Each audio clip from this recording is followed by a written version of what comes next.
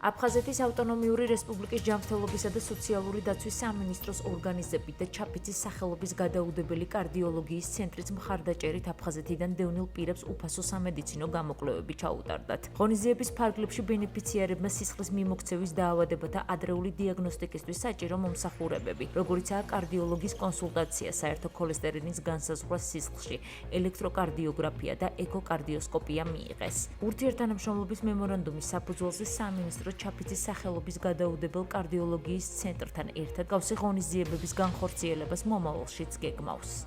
აფხაზეთის ჯანდაცვის სამინისტრო ჩაფიცის გულის გადაუდებელი კარდიოლოგიის ცენტრთან მემორანდუმის ფარგლებში დღეს ატარებს მესამე ღონისძიებას. სულ გაისინჯა 50-მდე ბენეფიციარი. ასეთი ღონისძიება მომავალშიც გაგრძელდება, რადგანაც გამოხმაურება საკმაოდ დიდია და ეს ღონისძიებები წარმატებით მიმდინარეობს. კარდიოლოგიურ გამოკვლევებს ვაპირებდი, მაგრამ არ მქონდა საშუალება და ვფიქრობდი, როგორ მოვსულიყავი. გავიგე შვილიშვილისგან, რომ ასეთი აქცია არის აფხაზეთიდან დევნილებისათვის. გვინდა რომ გაგრძელდეს ეს აქცია და ნამდვილად კარგია.